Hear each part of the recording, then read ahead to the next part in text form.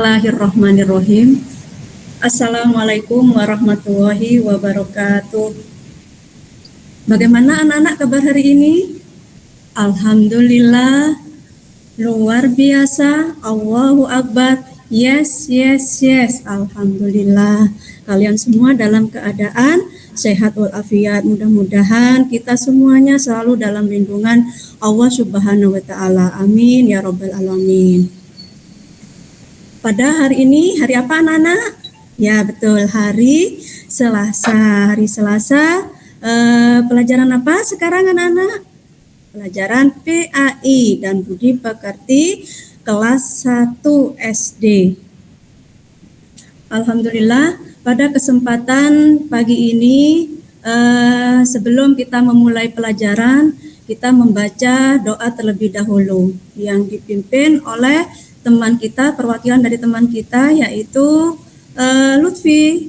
Ibu minta maju ke depan untuk memimpin membaca doa. Silahkan.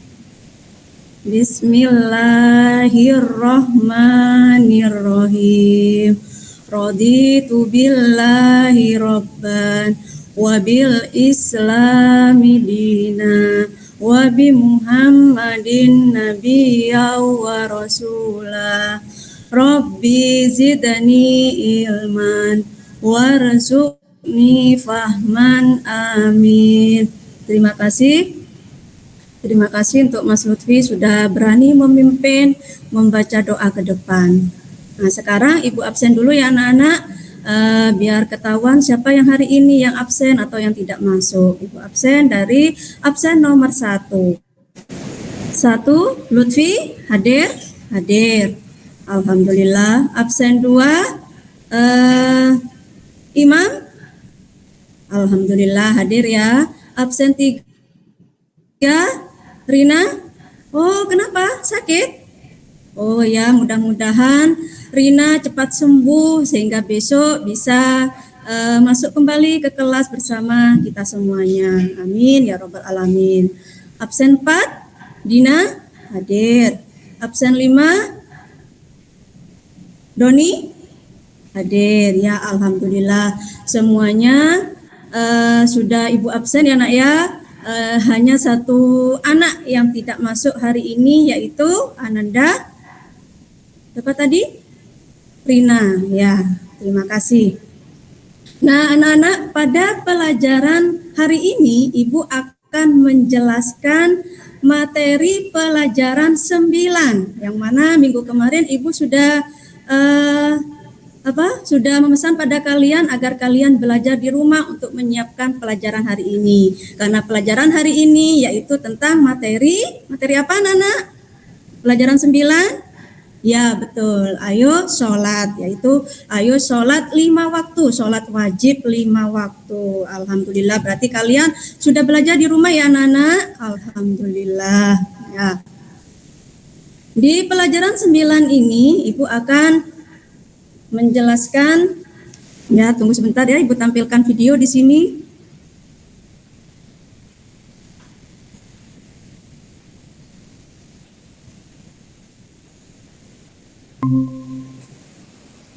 Bentar.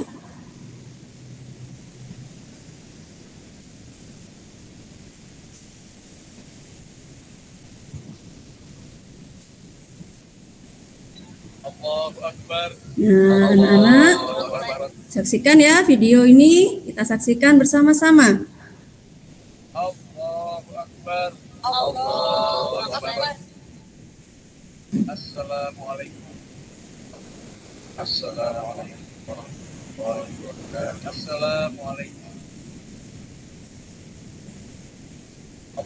Nah, anak-anak, kalian sudah menyaksikan ya video tadi. Nah, sekarang Ibu bertanya, apa yang sedang dilakukan oleh orang-orang tersebut, anak-anak? Nah, ya betul, sholat berjamaah,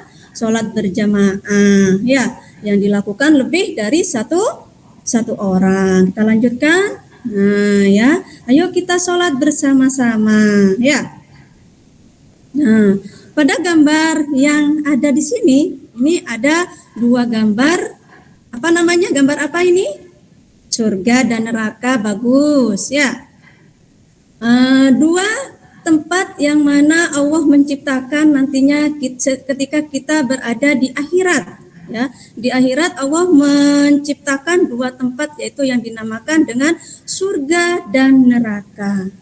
Nah, di surga dan neraka ini, ya, apa yang kalian dalam pikiran kalian, apa yang ada dari dua tempat ini, apa hubungannya dengan materi sholat? Ya, betul. Ketika kita melaksanakan sholat 5 waktu atau sholat sunnah yang lain, maka kita akan nantinya kalau di akhirat kita akan masuk surga Allah, ya. Dan bila kita meninggalkan sholat, maka nantinya kita akan ditempatkan di neraka, yang mana di neraka, ya. Oh ya, kita masuk pada ini dulu ya, Nak ya. Apa itu sholat? Arti dari pengertian dari sholat?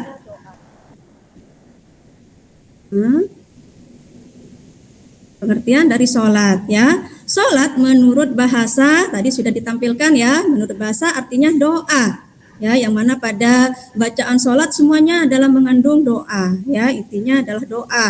Dan pengertian sholat secara istilah yaitu suatu rangkaian bacaan dan gerakan yang dimulai dengan takbiratul ihram dan diakhiri dengan salam. Nah, itu pengertian sholat secara istilah. Dan berikutnya,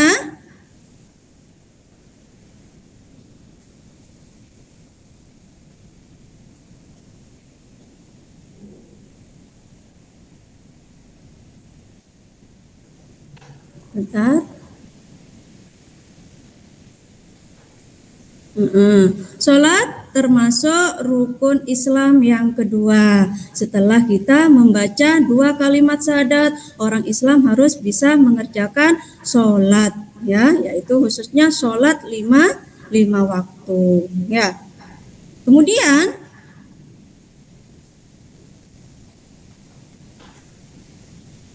bagi seorang muslim, ya, karena kita semuanya adalah orang Islam, ya, baik yang anak-anak ataupun orang yang dewasa sekalipun wajib untuk melaksanakan sholat, baik yang laki-laki ataupun yang perempuan. Karena hukumnya wajib, maka ketika kita tidak sholat, maka kita akan berdosa, betul. Kita lanjutkan pada 2 tempat ini, ya. Nah, tadi Ibu sudah menjelaskan ini gambar, yaitu gambar surga dan neraka, ya, 2 tempat yang nantinya ada di alam akhirat, ya. Nah, sekarang apa yang kalian lihat di sini? Nah, ketika kita melihat gambar surga, nah semua kenikmatan ada pada tempat ini, ya. Sedangkan neraka, ya, kalau yang surga tadi kenikmatan, sedangkan neraka tempatnya siksaan, betul. Nah, karena di sini gambarnya gambar apa, anak-anak?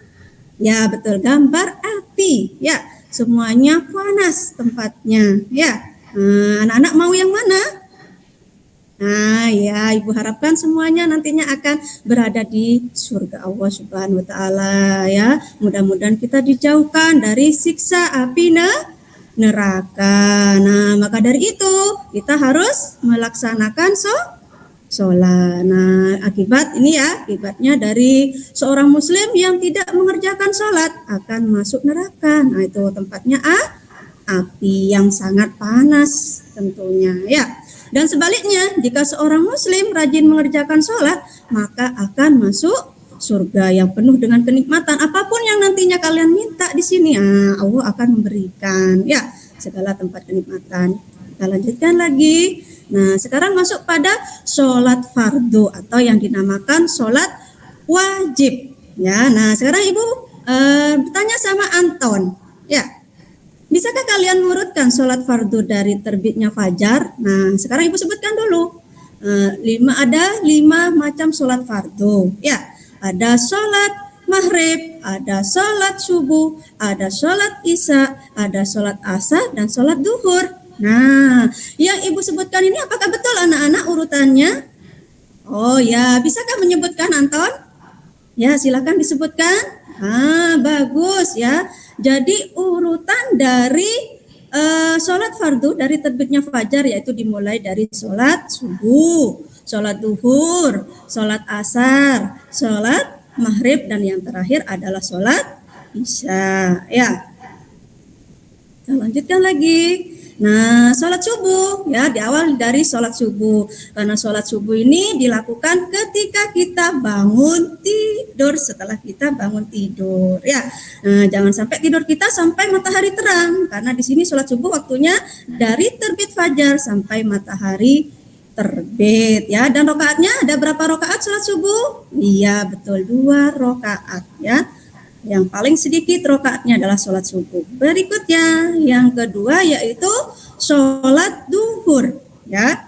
Sholat duhur ada 4 rokaat ya, yang mana kita lakukan sholat duhur ketika matahari condong ke sebelah barat sampai bayang-bayang sesuatu benda sama. Jadi pas matahari itu di atas kepala kita, pas panas-panasnya ya. Nah, itu waktu sholat duhur ya, sampai datang waktu sholat asar ya. Yang ketiga yaitu sholat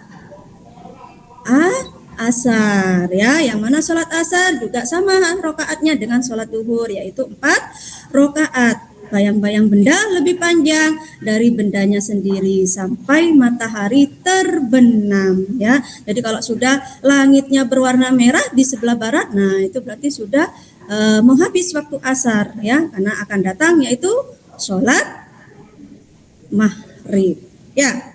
Sholat maghrib di sini sudah beda lagi rokaatnya ya. Kalau sholat maghrib ada berapa rokaat? Betul, 3 rokaat. Bagus ya. Yaitu dilakukan ketika matahari terbenam sampai hilangnya awan merah di langit ya. Jadi langitnya sudah gelap ya. Setelah itu datang yaitu sholat isya ya, yaitu ketika hilangnya awan merah ya, dan langitnya sudah gelap ya, sudah berwarna hitam. Dan sholat isya pun juga 4 rokaat. Nah, selanjutnya biar kita mudah mengingat jumlah dari rokaat sholat dari masing-masing 5 waktu, sholat 5 waktu. Nah, kita nyanyikan bersama-sama nak ya, biar tambah semangat kita belajarnya dan tambah semangat juga kita melaksanakan sholatnya. Yuk kita bersama-sama menyanyikan lagu rokaat sholat dengan nada lagu Tanjung Perak. Yuk sambil tepuk tangan. Sholat duhur 4 rokaat, sholat asar 4 rokaat, sholat maghrib 3 rokaat, 4 rokaat, semuanya 17 rokaat, dilakukan dengan taat. Terima kasih, tepuk tangan semua. Alhamdulillah ya. Nah, dari penjelasan Ibu, dari materi yang sudah Ibu sampaikan, nah jangan lupa ya untuk kita melaksanakan sholat 5 waktu atau yang dinamakan dengan sholat fardu, karena sholat fardu hukumnya wajib. Nah, sekarang karena materi sudah Ibu sampaikan ya, untuk mengevaluasi ya, Ibu adakan permainan di sini ya. Di sini Ibu punya permainan ya, yang dinamakan dengan ular tangga PAI atau yang disingkat dengan ULTA PAI ya. Di sini sudah biasa kalian memainkan permainan ular tangga di rumah ya. Jadi sudah bisa bermain bersama saudara di rumah, bersama teman-teman di rumah ya. Nah, di sini pada macam-macam warna kertas di sini ya. Di sini ada lampiran pertanyaan ya, dan nantinya kita akan bermain sambil kita lihat soal-soal yang pertanyaan yang ada di balik kertas yang berwarna-warni ini. Nah, sebelum kita memainkan, kita bentuk kelompok terlebih dahulu ya. Kelompoknya Ibu bagi menjadi 2 kelompok ya. 2 kelompok, yaitu kelompok 1 dan kelompok 2. Yang satu terdiri dari 2 anak, yang kelompok 2 juga 2 anak ya. Nah, Ibu panggil ke depan kelompok 1, yaitu kelompok 1 Lutfi dan Rina. Ya, silakan maju ke depan. Nah, di sini nanti kita memainkannya dengan memakai dadu. Ya, dan sebelumnya juga kita harus mempimpa biar kita tahu yang mana yang terlebih dahulu nantinya yang akan memainkan dadunya ya untuk memainkan permainan ular tangganya. Nah, silakan siapa? Lutfi dan Rina, silakan ambil dadunya. Ya, silakan. Angka berapa yang ditunjukkan di situ? Angka 8. Nah, sekarang kita lihat di sini ya. Nah, di angka 8 ya. Di angka 8 kita buka di sini pertanyaannya. Dan apa di sini pertanyaannya? Nah, Ibu bacakan ya. Ibu bantu untuk membacakan pertanyaannya. Salat yang dilakukan ketika matahari terbit ya, itu salat fardu apa? Betul ya. Si Lutfi sudah menjawab bahwa jawabannya adalah sholat subuh. Nah, berikutnya Rina bisa memainkan lagi dadunya. Ya, di situ sudah ada pertanyaan juga di nomor 6, dadunya nomor 6.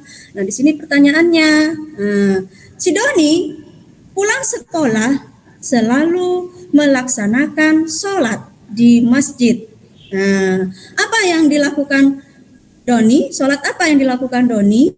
Yaitu, betul, jawabannya sholat duhur. Tepuk tangan dulu anak-anak.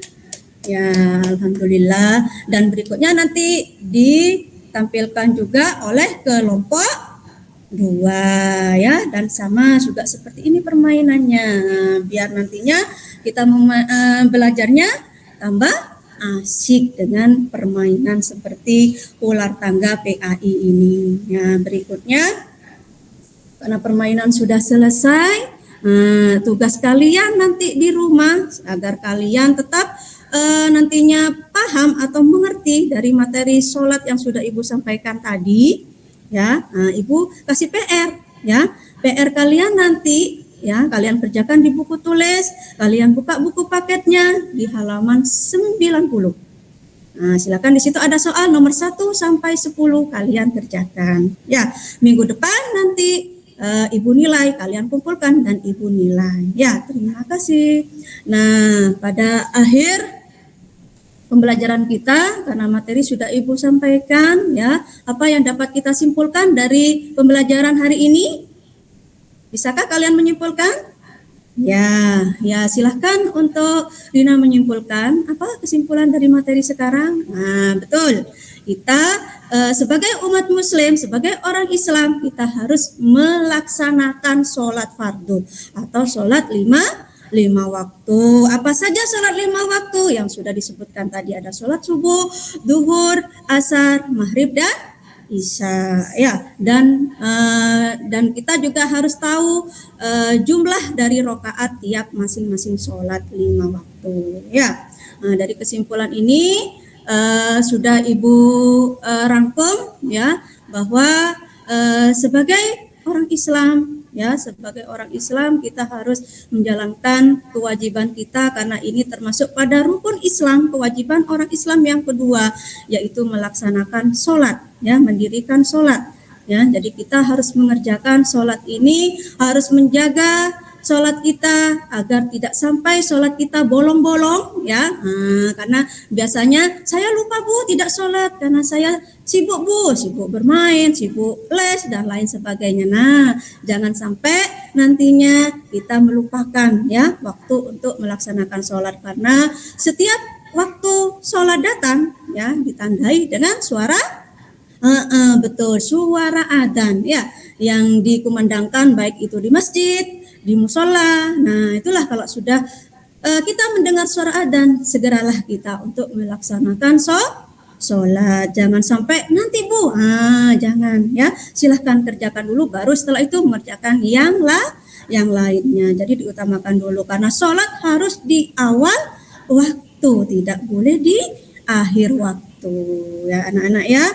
Ini pesan dari Ibu, dan nanti mudah-mudahan kalian semua di rumah bisa melaksanakan sholat 5 waktu ini, menjaga waktunya biar tidak sampai sholat kita lalai ya atau lewat dari waktunya. Nah, jadi biar sholat kita diterima oleh Allah Subhanahu wa taala dan nantinya kita akan masuk surga bersama-sama. Amin ya robbal alamin ya.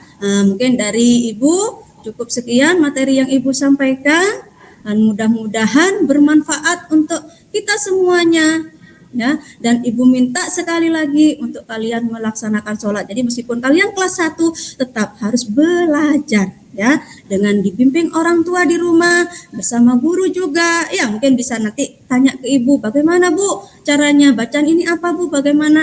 Bisa tanya kalian kepada Ibu ya. Kalau malu ketika istirahat bersama Ibu ya. Cukup sekian dari Ibu ya.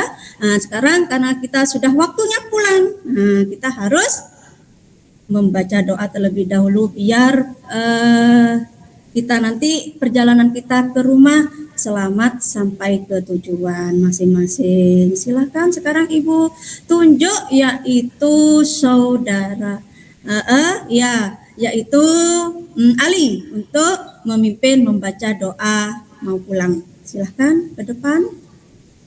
Bismillahirrahmanirrahim. Wal asri innal insana lafi husrin illal ladzina amanu wa amilus solihati wa tawasau bil haqqi wa tawasau bis sabr. Shadaqallahul adzim. Ya, terima kasih Ali, silakan duduk kembali. Nah, sekarang Ibu tunjuk yang mana bangku yang mana yang pulang duluan biar tertib ya. Sebelumnya Ibu mohon maaf apa yang sudah Ibu sampaikan mudah-mudahan bermanfaat untuk kalian. Ihdinas shiratal mustaqim. Assalamualaikum warahmatullahi wabarakatuh.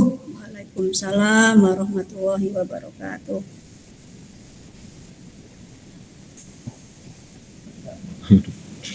Waalaikumsalam warahmatullahi wabarakatuh. Ya, terima kasih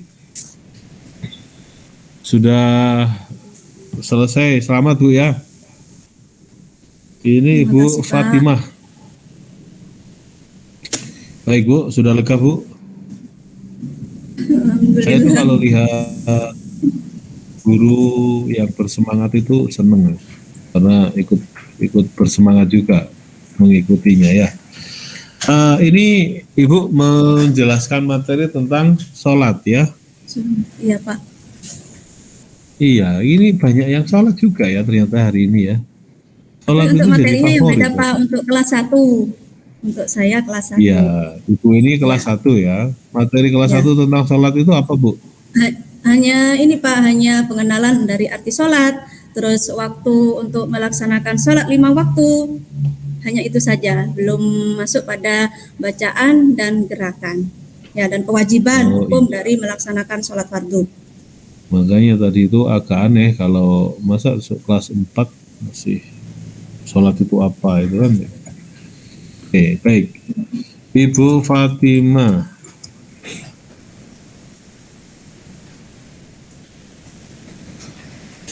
Ya,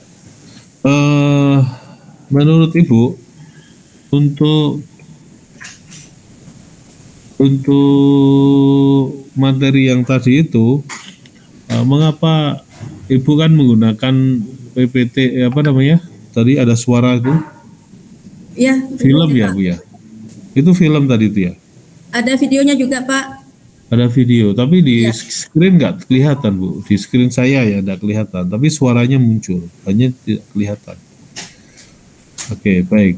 Untuk materi ini menggunakan metode apa Bu yang paling tepat menurut Ibu? Saya menggunakan metode PBL Pak. Apa itu? Untuk PBL? Apa itu PBL itu? Problem Based Learning. Problem based learning. Apa yang disebut dengan problem based learning itu, Bu? Mengangkat permasalahan, Pak. Permasalahan yang ada pada kelas. Coba dijelaskan lagi Bu, apa itu mahwa problem based learning? Yaitu suatu permasalahan yang ada pada suatu kelas, ya, yang mana datangnya permasalahan ini bisa dari siswa, bisa dari guru, maksudnya permasalahan untuk menyampaikan dan lain sebagainya. Jadi problem based learning adalah permasalahan yang ada di kelas gitu ya. Iya, Pak. Artinya problem based learning itu apa sih Bu?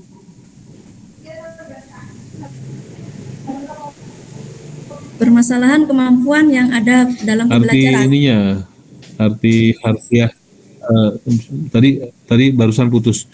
Ya, Artinya apa? Arti literernya itu loh. Arti permasalahan dalam bahasanya. pembelajaran, Pak. Permasalahan dalam pembelajaran. Nah, itu Bu, problem based learning itu bukan permasalahan dalam pembelajaran. Tapi pembelajaran berbasis, Permasalahan. Ya. bukan Bu, bukan permasalahan. Oh, ya, Pak. Pembelajaran berbasis masalah ya. Oh, iya, iya, Pak. Jadi yang utama di situ bukan masalahnya Bu, tapi pembelajarannya. Hanya pembelajarannya itu menggunakan masalah tertentu karena pertimbangannya ketika siswa itu mendapatkan suatu masalah, maka dia akan berpikir, oh ternyata ini ada masalah, bagaimana penyelesaiannya, gitu loh. Jadi bukan masalahnya dulu yang dibahas, tapi pembelajarannya Bu ya. Itu yang menuliskan problem based learning itu Ibu sendiri atau hasil diskusi dengan orang lain Bu? Sendiri, Pak. Kalau Ibu sendiri berarti Ibu ini kan sudah memahami konsepnya problem based learning ya. Coba sebutkan tahapan dari problem based learning Bu. Tahapannya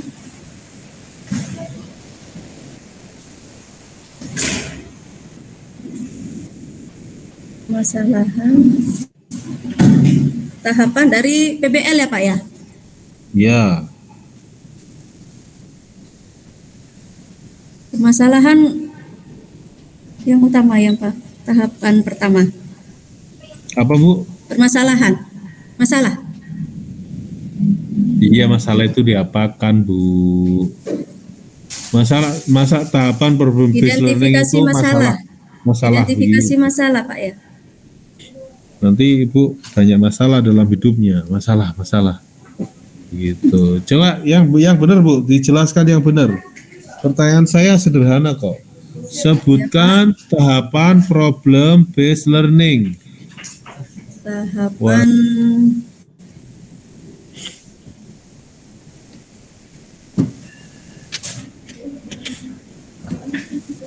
Ya, Pak, saya coba menjawab yang Satu pertama. apa, dua apa, tiga apa Ya, gitu Bu. orientasi siswa pada masalah yang pertama. Satu, orientasi siswa pada masalah ya. Yang kedua, Ya, terus yang kedua mengorganisasi siswa untuk belajar. organisasi Ya. siswa untuk belajar. Yang ketiga, Dan yang ketiga membimbing dalam penyelidikan individual dan kelompok. membimbing penyelidikan individual. Yang keempat, sebentar Bu, Mengembangkan penyelidikan individual dan kelompok itu kelompok. Dan kelompok. coba diulangi yang ketiga apa? Membimbing penyelidikan individual dan kelompok.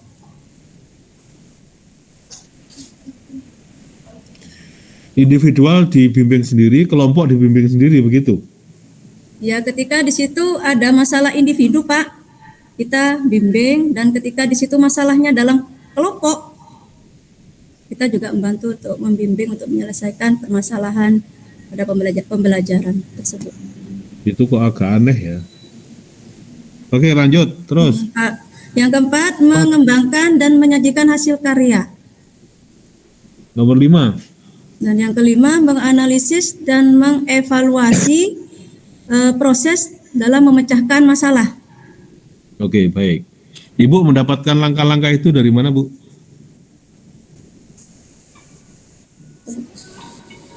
Pengetahuan saya, Pak, tidak tahu salah. Duh, Saya tidak menyalahkan, tapi yang penting itu sumbernya Dari mat- jelas. Dari materi Pak, materi Dari modul. materi. Nah, begitu loh Bu. Saya mendapatkan langkah ini dari mana? Modul. Dari Materi. modul. Berarti kalau ada yang salah kan modulnya, bukan ibunya, gitu loh Bu. Ketika ibu saya sendiri Pak yang membuat, berarti yang salah kan ibu. Karena kalau Iya, dari Pak. modul berarti modulnya nanti yang dievaluasi kan begitu. Tapi karena kalau modulnya betul ya berarti betul kan begitu loh Bu. Saya kan tanyanya ibu dari mana itu? Dari modul PPG ya Bu. Ya, ya Pak. Oke, baik. Kita anggap saja betul ya. Nah, sekarang pertanyaan saya, di PPT itu apakah Ibu juga sudah membuat tahapan seperti itu? Belum Pak. Cuma saya untuk yang Mengapa? masalah sudah saya Ibu tampilkan pertama itu tadi Pak. berani menuliskan problem based. Ya Pak. Mohon maaf Pak, diulangi. Iya, ini kan bukan masalahnya Bu yang saya bahas. Ya. Untuk tahapannya ya Pak. Iya. Jadi Ibu kan sudah berani mendeklarasikan bahwa apa? Ini saya lihatkan Bu ya. Saya ini biar nanti kita itu tahu ini, Ibu biar tahu mana posisi salahnya itu. Biar kita semua tahu di sini. Ibu ini ya tertulis di sini problem based learning ya Bu ya. Oke. Ya Pak. Ya, problem based learning. Oke, baik. Ini kan ada ulta dan seterusnya tadi Ibu sudah menjelaskan, oke lah. Tahapannya adalah 1, orientasi kepada masalah, 2, belajar tadi itu dan seterusnya, 3 dan seterusnya. Nah, di sini sintak model problem based learning, sintak itu apa sih Bu? Langkah-langkah Pak. Ya, anggap saja itu langkah-langkah sudah. Maka di sini kan mestinya adalah orientasi masalah ya. Ya. Tapi di sini klarifikasi permasalahan. Yang kedua ini klarifikasi permasalahan. Ini masalah mau diklarifikasi terus sampai selesai atau gimana? Maksudnya RPP Panjenengan ini loh. Ya Pak. Ketiga brainstorming loh kan. Itu tidak ada hubungannya sama sekali dengan problem based learning Bu. Pengumpulan data, diskusi, mungkin ini ada solusi masalah lah. Jadi Ya. begitu Bu ya. Jadi Ya Pak. mau saya itu secara konsep itu ketika ditulis Ibu harusnya sudah paham karena Ibu kan kemarin sudah mendalami model pembelajaran, teori pembelajaran dan seterusnya, gitu kan. Kalau ini ada teori pembelajarannya, ini termasuk teori apa Bu? Yang Ibu pakai tadi itu? Ibu menggunakan teori apa? Termasuk teori apa di dalam RPP ini?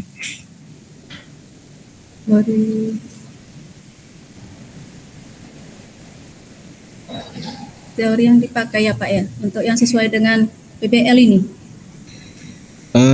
Boleh yang sesuai, karena RPP Panjenengan kan PBL, tapi faktanya kan tidak PBL. Langkah-langkahnya kan tidak PBL, tapi oleh karena itu bukan pada RPP ini, tapi yang sudah Ibu sampaikan tadi itu loh, Ibu menggunakan pendekatan atau teori apa? Tahu ya, ada berapa saja Bu teori itu? Ya, Pak. Ada teori behavioristik, terus Behavioristik. Terus apalagi? Kognitif, terus apa lagi? Ya, terus apa lagi? Afektif. Kognitif, afektif, psikomotor itu kan aspek-aspek pembelajaran Bu, menurut Blue yang Kooperatif Pak, bersama-sama. Masa ada teori kooperatif Bu? Ada behaviorisme, ada kognitivisme, ada humanisme, Yang paling keren biasa sering disebut itu ada Ya. konstruktivisme. Itu kemarin kan sudah diajarkan Bu kalau tidak salah. Konstruktivisme ya Pak ya. Konstruktivisme Nah, ya. itu kan dulu kan sudah diajarkan Bu. Iya Pak. Kalau tidak sudah. salah loh ya, karena saya tidak ngajar itu, Sudah. tapi itu Iya, kan Pak. mestinya sudah diajarkan. Nah, itu kan harus pada saat ini Bu itu memperformankan begitu. Itu termasuk teori apa Bu? Kalau ini.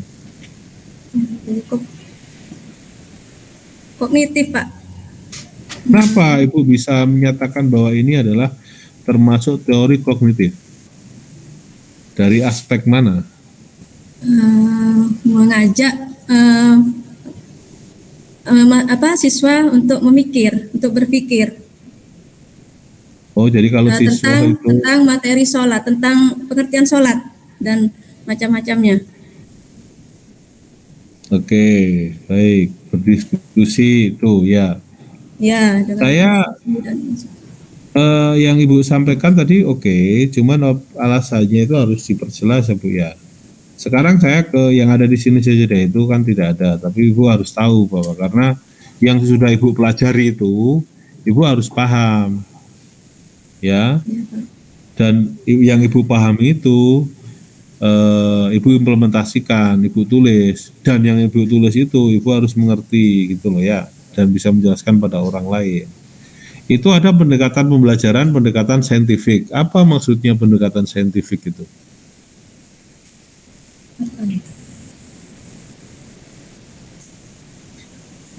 saya ini.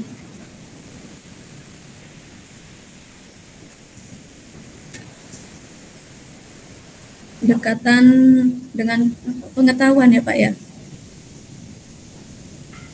Loh, kan Ibu yang nulis. Yang sesuai dengan RPP ini ya Pak ya. Iya, di RPP itu yang tadi saya share itu kan ada pendekatan saintifik.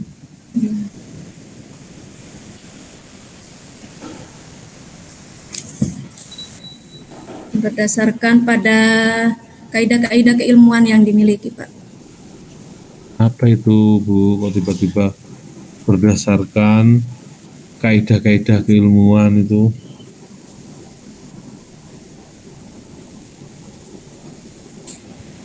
Pada implementasi yang sudah ada pada model pembelajaran itu Pak, kita menggunakan kaidah-kaidah keilmuan yang memuat serangkaian aktivitas dalam mengumpulkan data. Oke, baik. Coba jelaskan secara sederhana, Bu. Beri contohnya. Atau jelaskan saja, Mas. Jelaskan. Itu apa maksudnya itu? Biar disampaikan. Ketika anak bertanya Pak ya, ada pertanyaan di kelas, ya misal, Ibu, mengapa Bu harus sholat? Misalkan seperti itu. Nah, jadi saya menjelaskan, iya nak, ini sholat adalah kewajiban, ya kewajiban seorang Muslim yang mana ini sudah ada pada rukun Islam. Rukun Islam ini kewajiban yang harus kita lakukan sebagai orang Muslim, sebagai orang Islam. Nah, dari masalah yang sudah disebutkan anak, saya harus menjelaskan. Nah, sehingga nantinya ada solusi. Oh, dari kewajiban ini, Bu, berarti nantinya kita harus sholat. Nah, karena di sini ada konsekuensi. Apabila kita tidak sholat, nantinya kita akan berada di neraka. Ya, atau amalan-amalan kita yang lain, karena yang utama ini adalah sholat. Dan misalkan untuk yang kita tidak mau mengerjakan sholat, tidak mau sholat kita bolong-bolong misalkan, ya tidak 5 waktu, maka konsekuensinya nantinya kita akan di neraka tempatnya. Contoh untuk di kelas. Ini kok jaringan jelek. Oke, baik. Ibu pernah ingat biasanya kalau dulu kita kuliah itu ada istilahnya metode saintifik, langkah-langkah saintifik itu ingat nggak Bu? Langkah-langkahnya Dulu itu pelajaran mengamati ya Pak ya, mengamati yang pertama. Dulu mengamati. langkah-langkahnya itu biasanya kita melakukan pengumpulan data, ya. Biasanya itu menemukan masalah dulu, pengumpulan data, kemudian melakukan eksperimen, Amen. kemudian Observasi, menarik kesimpulan dan seterusnya itu Bu. Nah, kesimpulan, ya. lalu ini suara saya bisa didengar nggak Bu? Karena ini Ya, sinyalnya dengar Pak, kayaknya dengar Pak, naik jelas ya. Pak. Bisa jelas didengar Bu? Ya, ya Pak, dengar. Oh ya sudah kalau jelas. Saya khawatir nggak jelas. Ya, Mengkomunikasikan. jadi scientific oke, ya saya lanjutkan. Di Ya, Pak. scientific itu ada langkah-langkahnya itu Bu. Jadi pendekatan saintifik itu berarti pembelajaran yang menggunakan langkah-langkah tertentu. Dalam hal ini adalah langkah-langkah saintifik yang sudah disepakati, karena nanti langkah-langkah saintifik itu di dalam Kemdikbud, di dalam tokoh-tokoh itu mungkin ada perbedaan, ada yang sama, ada yang beda sedikit begitu. Tapi makanya itu langkah-langkah yang disepakati saja menurut tertentu untuk memecahkan masalah ataupun untuk menjelaskan pada orang lain, terserah sesuai dengan tujuannya, kira-kira begitulah. Jadi anak itu diajari kalau ingin mencapai tujuan tertentu itu tidak langsung nyampe, tapi ada tahapannya, ada langkah-langkahnya. Dan langkah-langkah itu harus jelas, makanya itulah disebut dengan scientific. Ada kaidah-kaidah sainsnya di situ. Kaidah sainsnya itu misalnya melalui observasi, melalui eksperimen, melakukan eksperimen, kemudian ada pengumpulan data, ada makanya di situ ada scientific problem solving juga gitu loh Bu ya. Jadi itu kaitannya semua, tidak ujuk-ujuk begitu. Nah, titik tekan saya itu begini loh Bu, Ibu ini kan menulis itu, ya, menulis pendekatan saintifik ya Bu ya. Ya Pak.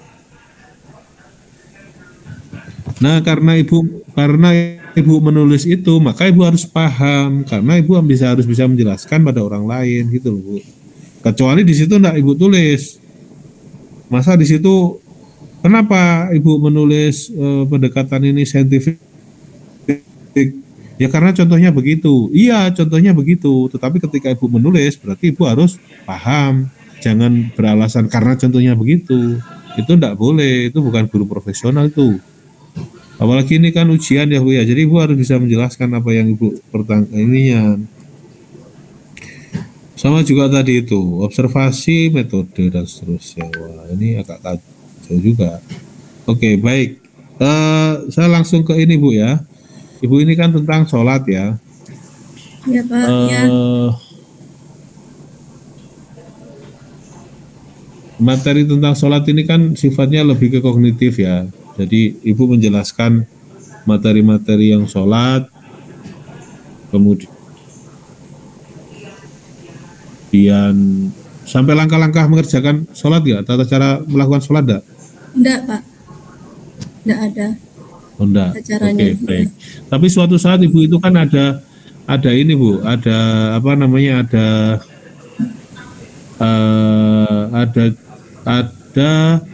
pertanyaan-pertanyaan yang mungkin nanti ibu harus bisa jawab. Misalnya bagaimana caranya seorang Bu Fatimah ini menjelaskan ini kemarin itu ada pamannya anak-anak itu yang sholat duhur cuman 2 rakaat gitu, setelah itu salam, setelah itu pulang. Nah, kalau ada yang anak tanya gitu gimana Bu jawabannya? Ya, kasih bimbingan Pak kepada anak. Ini Nak, kalau sholat duhur di sini ada ketentuan, ada jumlah rakaatnya sudah ditentukan, yaitu 4 rakaat. Berarti kalau kamu mengerjakannya hanya 2 Nak, berarti itu kurang dan sholatnya batal, harus mengulang kembali, seperti itu Pak. Kalau yang sholat itu bukan anaknya itu, kalau yang sholat itu bapaknya Bu.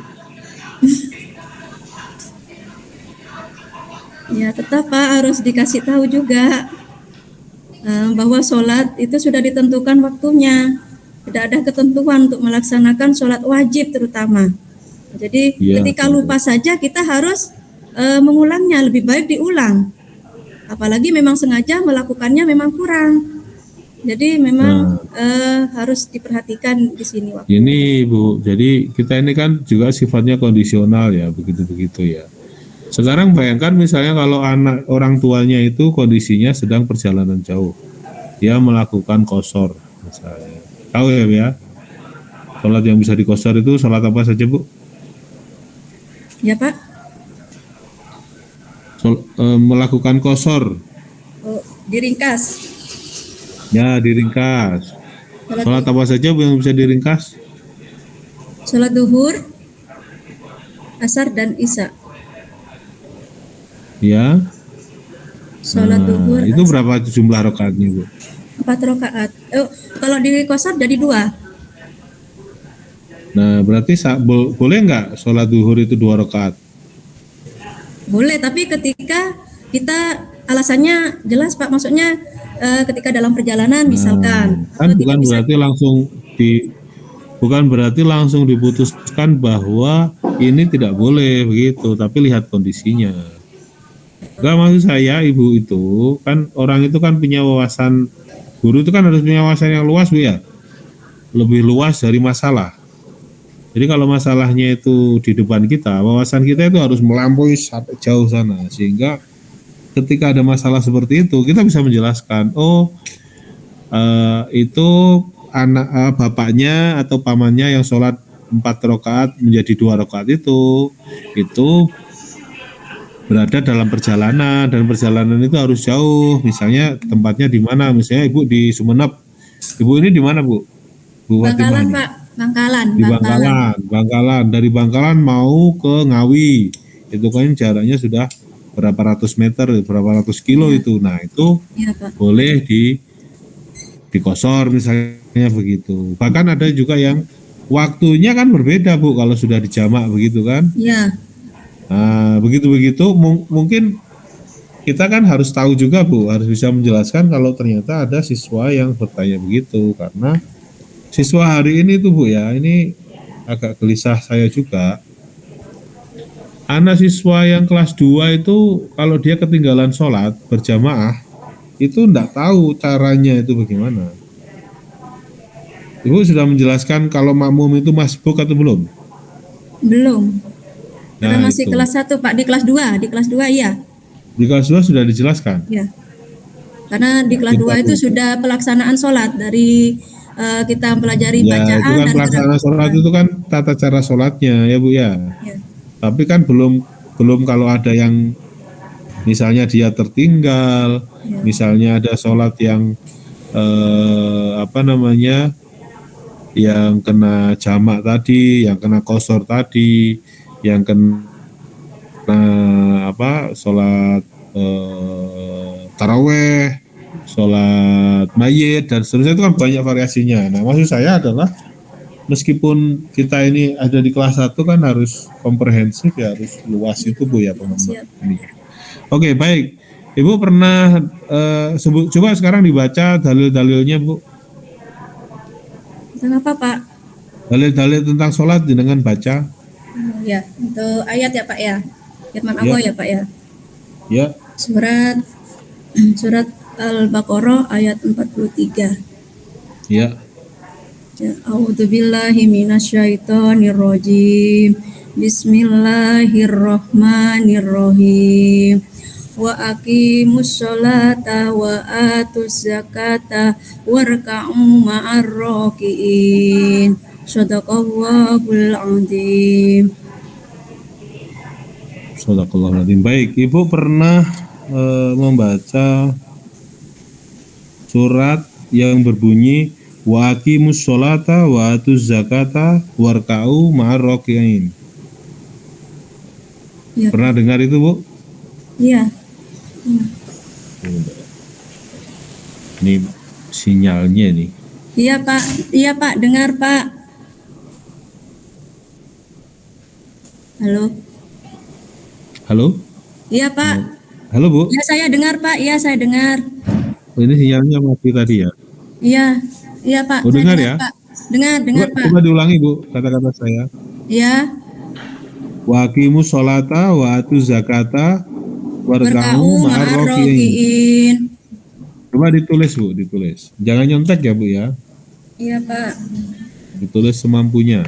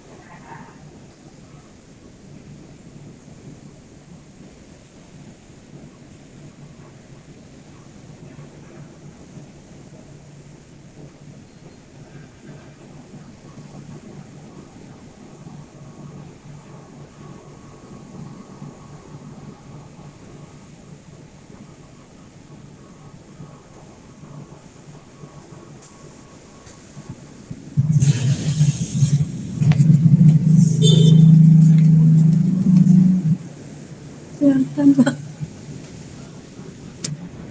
Saya ini kan Bu, waqimu sholata wa atu, itu kurang alif Bu, zakata nggak apa-apa, warkau.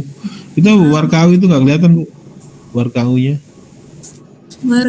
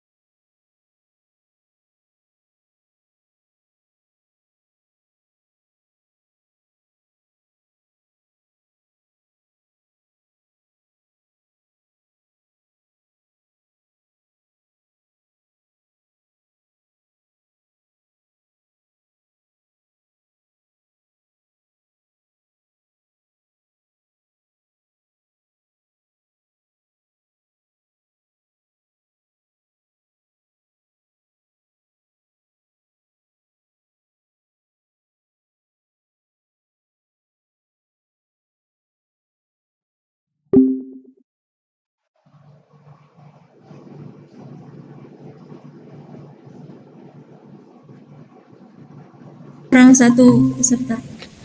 Ya, ini kurang satu. Pak Imam, kita break sebentar Pak Imam ya. Oke, siap, Saya Pak. Oke. izin belum sholat soalnya ini. Oke, jam siap, Pak. segini. Kita Nanti mulai kita lagi jam berapa? kita mulai 2:30 lah. Oke, siap. Saya tidak keluar ini. Oke.